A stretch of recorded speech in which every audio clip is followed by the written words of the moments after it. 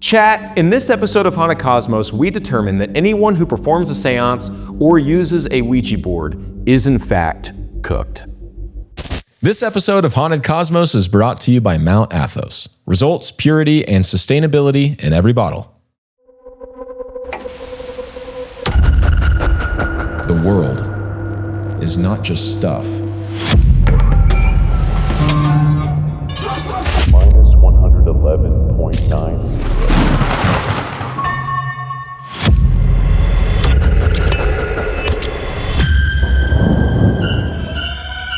The widely publicized mystery of the flying saucers may soon be solved.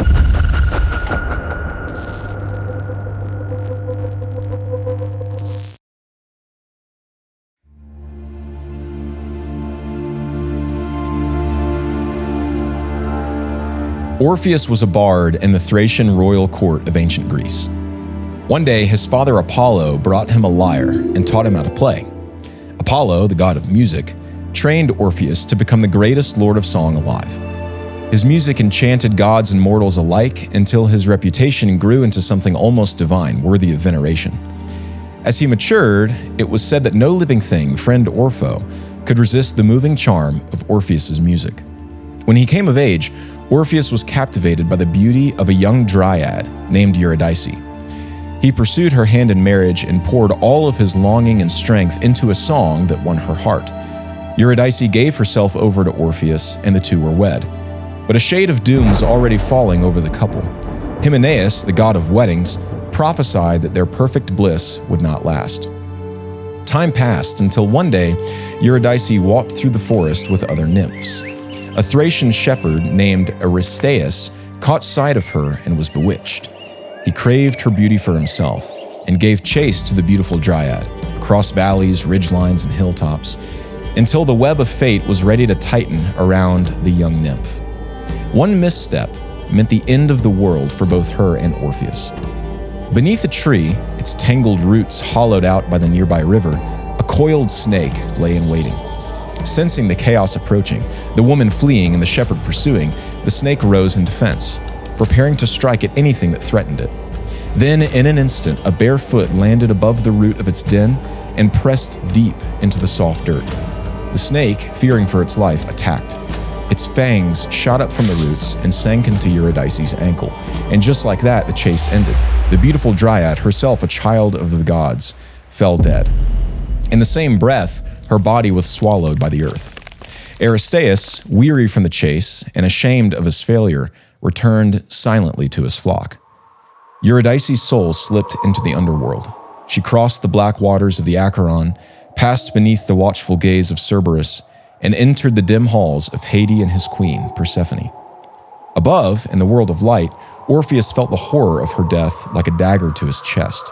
His heart burst. He wailed, tore at his clothes, and sang songs of such grief that the earth itself seemed to mourn. Beasts, men, flowers, and even rocks groaned at his sorrow.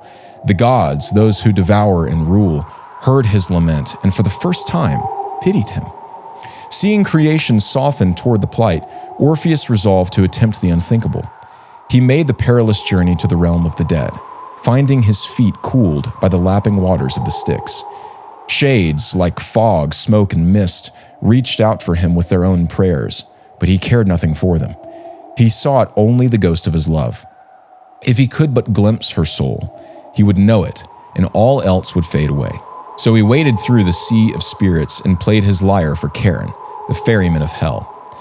Charon, moved by the music, relented from his eternal refusal and ferried Orpheus across the river. On the other side, Orpheus raised his lyre again and played a tune of overwhelming despair.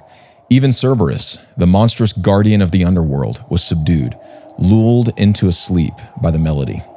Thus Orpheus passed through the gates that separate the dead from the living. He descended into the earth's cavernous belly, past the boiling fires of Tartarus and the golden fields of Elysium. His journey was a labyrinth of mystique and menace, traps and trickery set by dark magic. Through a night blacker than any known to man, Orpheus pressed on. He looked back in what could only be called an inverse beatific vision, seeing behind him the cruelty he had endured and scorning fate's vindictiveness.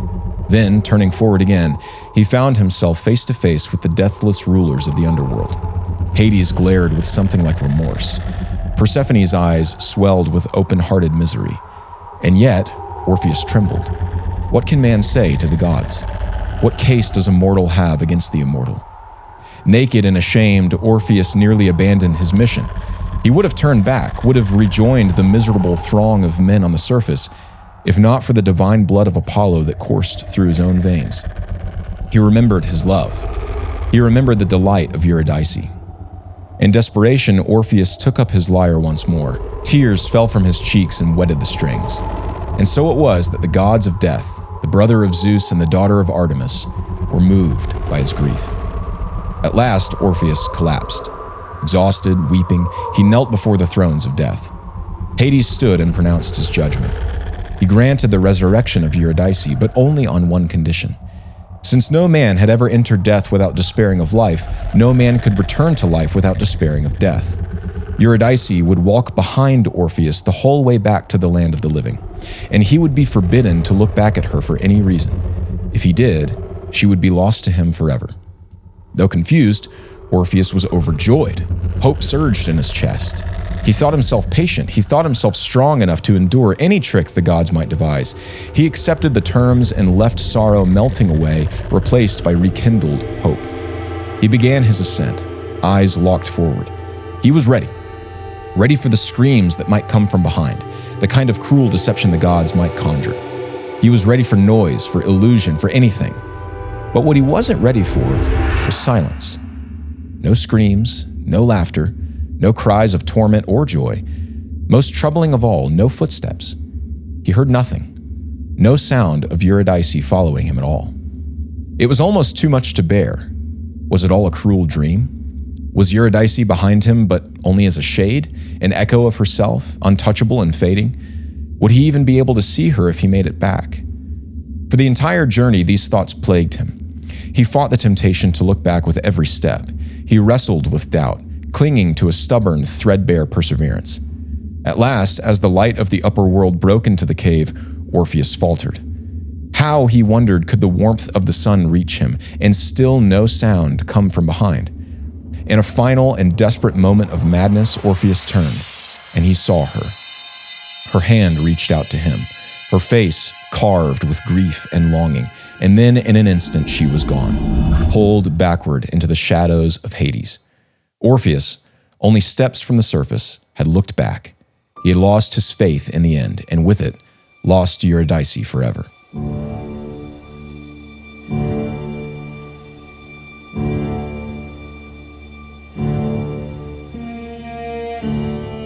Everyone is born with a fear of the dark. Children fear the absence of visible light, and sometimes so do grown-ups. But a deeper, more mature fear of darkness is not about what we can or can't see. It's a fear of the unknown, the fear of doubt. We long to know things that it is not our place to know. Faced with this fear, humanity responds in one of two ways. One path seeks consolation in a faith that provides certain hope amid the darkness. The other path strives to peer behind the veil, to unveil what must remain hidden. For the Christian, it is the former. For the Christian, even death, the greatest darkness, becomes a gateway to perfect renewed life.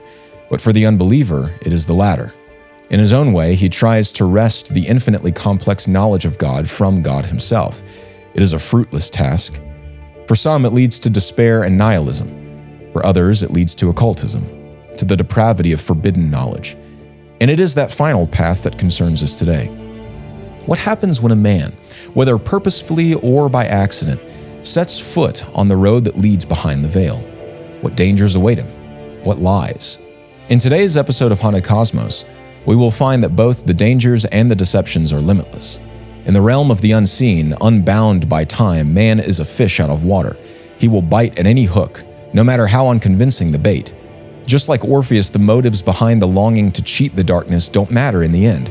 All such paths lead to the same place: despair. Despair and destruction.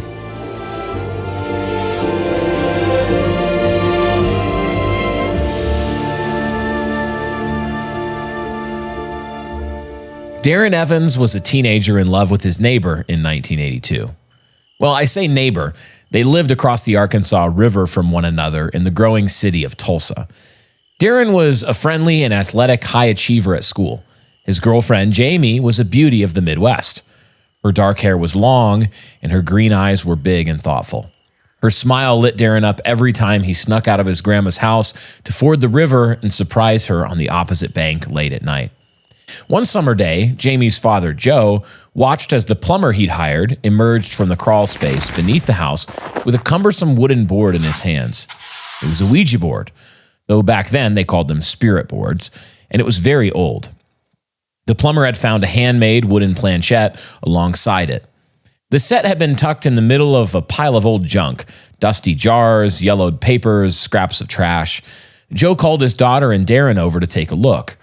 When the kids arrived, they found Joe standing over the board, now set on a porch table, examining it with obvious discomfort. Darren leaned in over Joe's shoulder. The board was far bigger than he expected. It was worn and weathered from however many years it had spent under the house, but the etchings in the wood were still legible. Strange symbols, esoteric, maybe even Enochian, lined the edges of the board, framed in ornate flourishes. In the center were deep impressions of the alphabet in a set of numbers. For all of this, Darren was deeply fascinated. Then Joe turned the board over to examine the back. There, among a swirl of fine, interlocking carvings, was a single word, scratched in so roughly that it stood out like a wound. It was completely different from the rest. Jagged, hasty, almost angry, as if it had been carved in a fit of madness. It didn't even look like a real word, just a string of letters that happened to spell something pronounceable. ZOZO. ZOZO. Joe said he didn't like it. Jamie had been quiet the whole time. They all had, really. She just nodded and looked at Darren. For his part, Darren was intrigued. He wanted to study the board more. He even wanted, so he thought then, to use it. But he would soon regret that affection. Jamie's parents had left for the night and wouldn't return until early the next morning. Darren waited until he knew his grandmother was asleep and then snuck out. Jamie let him in through the back door, but they weren't inside for long. Darren only entered to help her carry some drinks and snacks out to the porch overlooking the river. There they sat for a long while just talking. Later, they went back inside and Jamie put on some records. But she could tell that Darren was distracted. He couldn't stop thinking about the spirit board, about ZOZO and what it might mean. She asked what was wrong. He responded with a question. "Do you know where your dad put that board the plumber found?" She did. It was in her parents' bedroom. Darren snuck in and carefully took the board down from the top row of the bookshelf, making sure not to disturb anything else. He brought it downstairs and placed it almost reverently on the kitchen table. Jamie looked nervous. Darren couldn't tell, but she couldn't hide her excitement either. She smiled, a mischievous grin. They turned off all the lights in the house except for the one above the sink, which gave off an especially warm amber glow. They closed all the curtains. The table, a stained oak, didn't look at all different from the board itself, at least how the board must have looked when it was new. Darren took the planchette and set it on the board. He placed his fingertips on one side and Jamie mirrored his position on the other. Suddenly, very suddenly they both thought, the little device began to move. Its motion was jerky and erratic. Both of them insisted they weren't the ones doing it. At that moment, some of the interest in Jamie's face gave way to unease. After just a few seconds of frantic motion, the planchette threw itself off the board and clattered against the tabletop. It immediately stopped moving. "Let's try again," Darren said. The movement started again, but this time it was smoother, more deliberate, as if whatever was guiding it had learned how to control its strength. The planchette began circling in a steady figure-8 motion. Finally, it stopped dead on a single letter, L, then E, then O, N, A, R, D, Leonard. Both Jamie and Darren let go and stood quickly from the table. They thought of Joe, of all the times he'd mentioned a friendly poltergeist at family dinners, the ghost that pulled harmless little pranks, closed doors behind him, moved his comb, switched his toothbrush. He always called it Leonard. He never said why. Darren and Jamie stared at each other, Darren smiling, Jamie with the same unsettled look. Seemed like the board had worked. They sat down again, touching the planchette once more. Then came the bangs, 2 of them. Deafening bangs at the front door. Darren looked at Jamie. Now he was frightened too. He stood and walked slowly through the kitchen, across the family room, and over to the door. "Who's there?" he called. There was only silence. "I mean it, who is it?" Still nothing. With his heart pounding, Darren flung the door open and stepped out into the front porch, but there was nothing. Just the still night held together by the whispering river in the backyard. He could hear crickets in the grass. He turned and saw Jamie, pale and shaking. She was genuinely scared now. Seeing her like that, Darren's excitement melted into sympathy. He sat her down on the couch and held her, whispering comforts. It was probably just a prank or the house settling. I think I heard a gust of wind, But later that night, another friend named Randy showed up. They told him about the episode. He said that he wanted to try it for himself. Jamie excused herself and went upstairs to bed while the 2 boys sat down at the now ominous table with the spirit board. They placed their fingers on the planchette, began to move. Randy laughed at the novelty of it all, but Darren didn't laugh. The planchette spelled, "A mate." Even Darren cracked a smile. What a strange thing for a spirit to say, "A mate." But then the device moved again, this time slower, more deliberate. "See you in hell." Over the weeks that followed, Darren continued to use the ZOZO board with various friends. The fear of that first night faded, replaced by curiosity, then obsession. He began to make his own spirit boards to communicate with the thing on his own terms. He knew it wasn't good for him, he knew he shouldn't be doing it, but he didn't care enough to stop. The cost had not yet come due. Now, eventually, Darren and Jamie got married, but the marriage was tainted from the start by Darren's growing focus on the board and his attachment to it. He began calling the entity ZOZO after the name carved on the board's underside. Over time, he became bolder and bolder. He asked ZOZO to reveal himself. He wanted answers about his future, about the nature of the world. He wanted power. In one session, one Jamie was present for, Darren half-jokingly asked ZOZO if it could control the little Yorkshire Terrier that belonged to Jamie's mother. They were at her parents' house at the time. Everyone laughed at the absurdity of the request, but the laughter didn't last for long. Scratching at the door was heard from the other room. Jamie got up and went over and opened it. And there was Sadie, the tiny dog, but shaking and whimpering like she was scared. She darted into the room and sat down next to Darren, eyes flicking from him to the board and back again. The dog was distressed, maybe even terrified. Darren and Jamie put their hands back on the planchette. Darren asked ZOZO to send Sadie back to the other room. The dog obeyed immediately. She ran off down the hall, but barking frantically and scratching at the walls in the adjacent room. Darren whispered, so quietly she couldn't have heard, whispered for her to return. She did. This time, yelping and growling and wild-eyed. Darren could see desperation in the dog's face. She looked up at him as though she were a suppliant in the presence of some fearful god. Then, she vomited on the floor, everything in her stomach, over and over. Darren and Jamie grabbed a broom and ushered her out of the front door, where she sprinted into the woods. From the trees came more barking and gagging and retching noises. Jamie was horrified, but Darren was fascinated. And so his doom began. The marriage began to decay. Darren kept using spirit boards. Jamie grew more and more disturbed by them. Darren became consumed by ZOZO. When would they commune again? What would the demon be able to perform next?